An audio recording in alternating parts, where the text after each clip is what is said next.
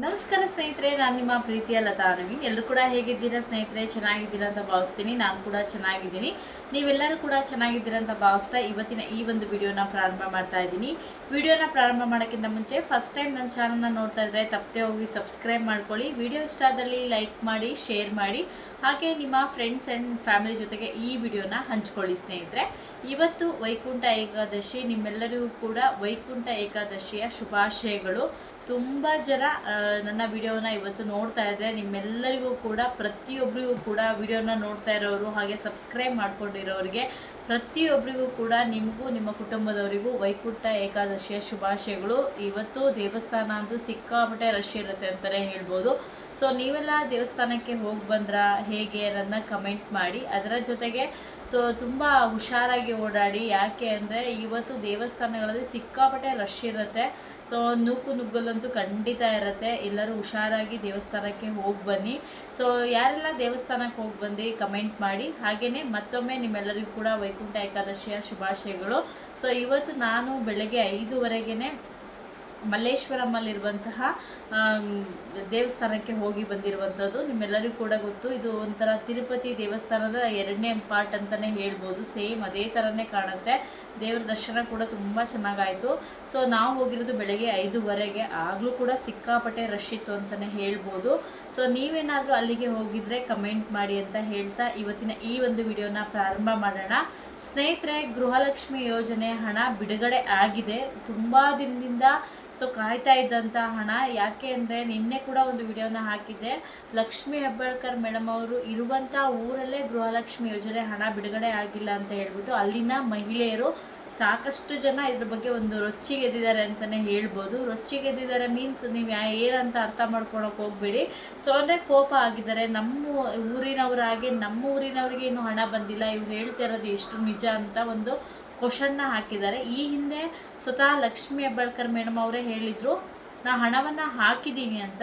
ಆ ನಂತರ ಎಲ್ಲರೂ ಕ್ವಶನ್ ಮಾಡಿ ಕೇಳಿದಾಗ ಹಣ ಬಿಡುಗಡೆ ಆಗಿಲ್ಲ ಅನ್ನೋದು ಅವರಿಗೆ ಗೊತ್ತಾಗಿದೆ. ನಾನು ಮಾಡಿರುವಂತಹ ಗೊತ್ತಿಲ್ಲದೆ ಹೇಳಿರುವಂತಹ ತಪ್ಪಿಗೆ ಸಾರಿ ಅಂತ ಕೇಳಿಬಿಟ್ಟು ಶನಿವಾರದೊಳಗಡೆ ಹಣವನ್ನು ರಿಲೀಸ್ ಮಾಡ್ತೀನಿ ಅಂತ ಹೇಳಿದರು. ಶನಿವಾರ ಆಗೋಯ್ತು, ಹಣ ಕೂಡ ಬಂದಿರಲಿಲ್ಲ. ಆದರೆ ನಿನ್ನೆ ಸಾಕಷ್ಟು ಜನ ಮತ್ತೆ ಹಣ ಶನಿವಾರ ಇನ್ನೂ ಆಗಿಲ್ವಾ, ಏನಿದು ಹಣವನ್ನು ಹಾಕ್ತೀನಿ ಅಂತ ಹೇಳ್ತಾ ಇದ್ದೀರಾ, ಕೊಡೋದಾರೆ ಕರೆಕ್ಟಾಗಿ ಕೊಡಿ, ಇಲ್ಲಾಂದರೆ ಕೊಡೋಕ್ಕೆ ಹೋಗಬೇಡಿ, ಕ್ಯಾನ್ಸಲ್ ಮಾಡಿ ಯೋಜನೆಗಳನ್ನು, ಬೇರೆ ಬೇರೆ ತರಕಾರಿ ಬೆಲೆಗಳು ಆಗಿರ್ಬೋದು, ಬೇರೆ ಬೇರೆ ಬೆಲೆಗಳನ್ನು ಕಡಿಮೆ ಮಾಡಿ ಅಂತ ಸಾಕಷ್ಟು ಜನ ಇದ್ರ ಬಗ್ಗೆ ತುಂಬ ಮಾತಾಡಿದ್ದಾರೆ ಅಂತಲೇ ಹೇಳ್ಬೋದು.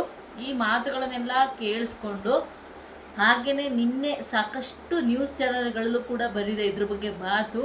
ಏನು ಇನ್ನೂ ಹಣ ಹಾಕಿಲ್ಲ, ಯಾಕೆ ಹಣ ಹಾಕಿಲ್ಲ, ನೀವು ಸುಳ್ಳು ಹೇಳ್ತಾ ಇದ್ದೀರಾ ಅಂತ ಹೇಳ್ಬಿಟ್ಟು ಅದನ್ನು ಗಮನದಲ್ಲಿಟ್ಕೊಂಡು ನಿನ್ನೆ ಗೃಹಲಕ್ಷ್ಮಿ ಯೋಜನೆಯ ಹಣವನ್ನು ಬಿಡುಗಡೆ ಮಾಡಿದ್ದಾರೆ ಅಂತಲೇ ಹೇಳ್ಬೋದು. ತುಂಬ ಜನ ಹೇಳ್ತಾ ಇದ್ರಿ ನಮ್ಗೆ ಇನ್ನು 24ನೇ ಕಂತಿನ ಹಣನೇ ಬಂದಿಲ್ಲ ಮೇಡಮ್, ಕೆಲವ್ರು ನಮ್ಗೆ ಇನ್ನು 25ನೇ ಕಂತಿನ ಹಣನೇ ಬಂದಿಲ್ಲ ಮೇಡಮ್ ಅಂತ.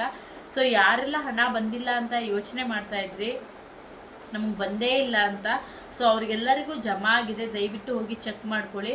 ಹಾಗೆ ಕೆಲವರು ಟ್ಯಾಕ್ಸ್ ಪೇಯರ್ ಆಗಿರ್ತೀರಾ, ಟ್ಯಾಕ್ಸ್ ಪೇಯರೆಲ್ಲ ಏನು ಮಾಡ್ತಾ ಇದ್ದೀರಾ, ನಿಮ್ಗೆ ಟ್ಯಾಕ್ಸ್ ಪೇ ಮಾಡ್ತಿದ್ದೀರಂತ ಗೊತ್ತು, ನಿಮ್ಮ ಹಸ್ಬೆಂಡ್ ಟ್ಯಾಕ್ಸ್ ಪೇಯರ್ ಆಗಿದೆ. ನೀವು ಒಂದು ಹೋಟೆಲ್ ದೊಡ್ಡದಾಗಿ ಇಟ್ಕೊಂಡಿದ್ರು ಕೂಡ ಅದಕ್ಕೆ ಟ್ಯಾಕ್ಸ್ ಪೇಯರ್ ಆಗಿ ಮಾಡ್ತೀರಾ. ಹಾಗೆ ಒಂದು ಶಾಪ್ ಇಟ್ಕೊಂಡ್ರು ಕೂಡ ಆ ಶಾಪಿಗೆ ಎಷ್ಟು ಟ್ಯಾಕ್ಸ್ ಅಂತ ನೀವು ಕಟ್ಟಿರ್ತೀರಾ.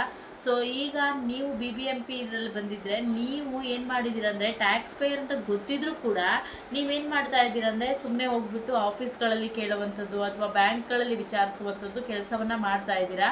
ಸೊ ನೀವು ಟ್ಯಾಕ್ಸ್ ಪೇಯರ್ ಅಂತ ಗೊತ್ತಾದ ಮೇಲೆ ಅವ್ರು ಹೇಳ್ತಾರೆ ನಿಮಗೆ ಟ್ಯಾಕ್ಸ್ ಪೇಯರ್ ಆಗಿದ್ದೀರಾ, ಅದಕ್ಕೆ ನಿಮ್ಗೆ ಹಣ ಬರ್ತಾ ಇಲ್ಲ ಅಂದರೆ, ಹೌದಾ ನಂಗೆ ಗೊತ್ತೇ ಇರಲಿಲ್ಲ ಅಂತ ಹೇಳ್ಬಿಟ್ಟು ಈ ಥರ ತುಂಬ ಜನ ಮಾಡ್ತಾ ಇದ್ದೀರಾ. ಇದನ್ನು ಮಾಡೋಕ್ಕೆ ಹೋಗಬೇಡಿ. ಇದರಿಂದ ಸಾಕಷ್ಟು ಜನ, ತುಂಬ ಜನ ಏನಂತ ಅಂದರೆ ನಿಯತ್ತಾಗಿ ಹಣವನ್ನು ತೊಗೊತಾ ಇರ್ತಾರೆ. ಏನಂತಂದರೆ ಅವ್ರು ಯಾವುದೇ ರೀತಿ ಟ್ಯಾಕ್ಸ್ ಪೇಯರ್ ಆಗಿರಲ್ಲ, ಅವರಿಗೆ ಖಂಡಿತವಾಗ್ಲೂ ಹಣದ ಅವಶ್ಯಕತೆ ಇರುತ್ತೆ.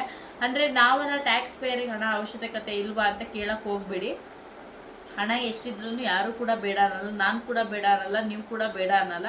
ಹಣದ ಅವಶ್ಯಕತೆ ಎಷ್ಟೇ ಇದ್ರೂ ಕೂಡ ಅದು ಇದ್ದೇ ಇರುತ್ತೆ ಅಂತಲೇ ಹೇಳ್ಬೋದು. ಆದರೆ ಸರ್ಕಾರ ಈ ಒಂದು ರೂಲ್ಸ್ ಮಾಡಿದಾಗ ಏನಂತ ಅಂದರೆ, ಗೃಹಲಕ್ಷ್ಮಿಯ ಯೋಜನೆ ಹಾಕಬೇಕಾದ್ರೆ ಟ್ಯಾಕ್ಸ್ ಪೇಯರ್ ಹಾಕಿಬಿಡಿ ಅಂದಿದ್ರು. ತುಂಬ ಜನ ಅದನ್ನು ಗೊತ್ತಿದ್ದು ಕೂಡ ಅರ್ಜಿಯನ್ನು ಹಾಕಿ ಎಷ್ಟೋ ತಿಂಗಳ ಕಾಲ ಹಣವನ್ನು ಕೂಡ ಪಡ್ಕೊಂಡಿದ್ರು. ಈ ಹಣವನ್ನು ಪಡ್ಕೊಳ್ತಿದ್ದಾಗ ಈಗ ಸರ್ಕಾರದ ಗಮನಕ್ಕೆ ಕೆಲವೊಂದು ವಿಚಾರಗಳು ಗೊತ್ತಾಗ್ತಾ ಇದ್ದರಿಂದ ಹಣವನ್ನು ನಿಲ್ಲಿಸೋಂಥ ಕೆಲಸವನ್ನು ಮಾಡಿದ್ದಾರೆ. ನೀವು ನೀವು ಟ್ಯಾಕ್ಸ್ ಪೇರ್ ಆಗಿದ್ದರೆ ಹಣ ಬರಲ್ಲ ಸ್ನೇಹಿತರೆ. ಸುಮ್ಮನೆ ನೀವು ಬ್ಯಾಂಕಿಗೆ ಹೋಗೋದು ಅಥವಾ ಬ್ಯಾಂಗ್ಳೂರನ್ನು ಹೋಗಿ ಟೈಮ್ ವೇಸ್ಟ್ ಮಾಡ್ಕೊಳಕ್ಕೆ ಹೋಗ್ಬೇಡಿ.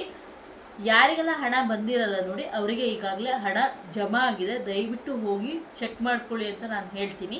ಅದೇ ಥರ ಸ್ನೇಹಿತರೆ ನನ್ನ ಇನ್ಸ್ಟಾಗ್ರಾಮ್ ಪೇಜನ್ನು ಫಾಲೋ ಮಾಡಿ, ಕಮೆಂಟ್ ಬಾಕ್ಸಲ್ಲಿ ನಾನು ನಿಮ್ಗೆ ಲಿಂಕ್ ಕೊಟ್ಟಿರ್ತೀನಿ, ದಯವಿಟ್ಟು ಫಾಲೋ ಮಾಡಿ ಸಪೋರ್ಟ್ ಮಾಡಿ ಅಂತ ಹೇಳ್ತೀನಿ. ನಿಮ್ಮೆಲ್ಲರ ಸಪೋರ್ಟ್ ನಂಗೆ ತುಂಬಾ ಮುಖ್ಯ.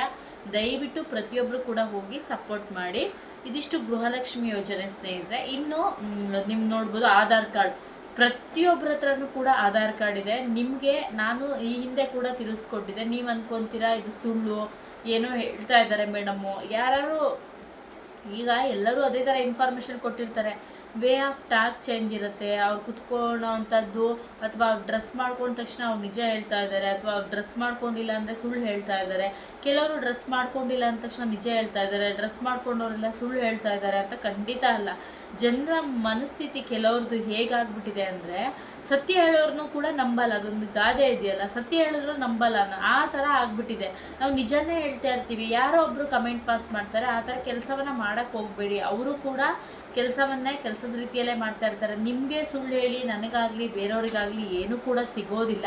ಇದನ್ನು ಕಮೆಂಟ್ ಮಾಡೋವಂಥದ್ದು ಅಥವಾ ಇನ್ನೊಂದು ಬಿಟ್ಬಿಡಿ. ಎಷ್ಟು ಜನ ವೀಡಿಯೋಗಳನ್ನು ನೋಡ್ತಾ ಇದ್ದೀರಾ, ಪ್ರತಿಯೊಬ್ಬರು ಕೂಡ ವೀಡಿಯೋಗಳನ್ನು ನೋಡಿ, ಪ್ರತಿಯೊಂದು ವೀಡಿಯೋಗಳನ್ನು ನೋಡಿ ಸಪೋರ್ಟ್ ಮಾಡಿ ಅಂತ ನಾನು ಹೇಳೋದು. ಸೊ ಆಧಾರ್ ಕಾರ್ಡ್ ಇದ್ದವರು ನಿಮ್ಮ ಆಧಾರ್ ಕಾರ್ಡ್ ಮಾಡಿಸಿ 10 ವರ್ಷ ಆಗಿದೆ ತಪ್ಪದೆ ಹೋಗಿ ರಿನಿವಲ್ ಮಾಡಿಸ್ಕೊಳ್ಳಿ. ಯಾಕಂದರೆ ಈಗ ಬ್ಯಾಂಗ್ಳೂರ್ ಬನ್ನಿ ಹೋದರೆ ಬ್ಯಾಂಗ್ಳೂರನ್ನಲ್ಲೂ ಕೂಡ ಅವರೇ ಹೇಳ್ತಾ ಇದ್ದಾರೆ. ಜೊತೆಗೆ ಕೇಂದ್ರ ಸರ್ಕಾರದಿಂದನೂ ಕೂಡ ಮಾಡಿಸ್ಲೇಬೇಕು ಅಂತ ರೂಲ್ಸ್ ಬಂದಿದೆ. ನಿಮ್ಗೆ ಗೊತ್ತಿಲ್ಲದೆ ಇರ್ಬೋದು, ಕೆಲವರು ಗೊತ್ತಿರಲ್ಲ ಇದೆಲ್ಲ ಸುಳ್ಳು ಹೇಳ್ತಾ ಇದ್ದಾರೆ ಅಂತ ಒಂದು ಮೈಂಡ್ ಸೆಟ್ಟಿಗೆ ಬಂದುಬಿಡ್ತೀರ. ಖಂಡಿತ ಇಲ್ಲ, ನೀವು ಕೂಡ ಮಾಡಿಸ್ಕೊಳ್ಳಿ ಹೋಗಿ. ಯಾಕೆ ಅಂದರೆ ಮುಂಬರಂತ ನಿಮಗೆ ಗೃಹಲಕ್ಷ್ಮಿ ಆಗಿರ್ಬೋದು, ಬೇರೆ ಬೇರೆ ಯೋಜನೆಗಳಿಗೂ ಕೂಡ ತೊಂದರೆ ಆಗುತ್ತೆ. ದಯವಿಟ್ಟು ನಿಮ್ಮ ರೇಷನ್ ಕಾರ್ಡ್ ಜೊತೆಗೆ ಆಧಾರ್ ಕಾರ್ಡ್ 10 ವರ್ಷ ಆಗಿದೆ ರಿನಿವಲ್ ಮಾಡಿಸ್ಕೊಳ್ಳಿ. ರೇಷನ್ ಕಾರ್ಡಲ್ಲಿ KYC ನೀವು ಮಾಡಿಸ್ತಾ ಇರ್ತೀರಾ, ಡೆಫಿನೆಟ್ಲಿ ಮಾಡಿಸಿಲ್ಲ ಅಂದರೆ ಮಾಡಿಸ್ಕೊಳ್ಳಿ. ಹಾಗೆಯೇ ರೇಷನ್ ಕಾರ್ಡನ್ನು ನೀವು KYC ಆಗಿಲ್ಲ ಅಂದರೆ ಮಾಡಿಸ್ಕೊಳ್ಳಿ. ಅಂದರೆ ಆಧಾರ್ ಕಾರ್ಡ್ ಲಿಂಕ್ ಮಾಡಿಸುವಂಥದ್ದು. ಪ್ರತಿಯೊಬ್ಬರು ಕೂಡ ಹೋಗ್ಬಿಟ್ಟು ನಿಮ್ಮ ಆಧಾರ್ ಕಾರ್ಡ್ 10 ವರ್ಷ ಆಗಿದೆ ರಿನಿವಲ್ ಮಾಡಿಸ್ಕೊಳ್ಳಿ ಅಂತ ಹೇಳ್ತಾ ಇವತ್ತಿನ ಈ ವಿಡಿಯೋನ ಮುಗಿಸ್ತೀನಿ. ಮತ್ತೊಮ್ಮೆ ನಿಮ್ಮೆಲ್ಲರಿಗೂ ಕೂಡ ವೈಕುಂಠ ಏಕಾದಶಿ ಶುಭಾಶಯಗಳನ್ನು ಹೇಳ್ತಾ ನೆಕ್ಸ್ಟ್ ವಿಡಿಯೋದಲ್ಲಿ ಸಿಗೋಣ. ನಿಮ್ಮೆಲ್ಲರಿಗೂ ಕೂಡ ಧನ್ಯವಾದಗಳು. ನಮಸ್ಕಾರ ಸ್ನೇಹಿತರೆ, ಥ್ಯಾಂಕ್ ಯು.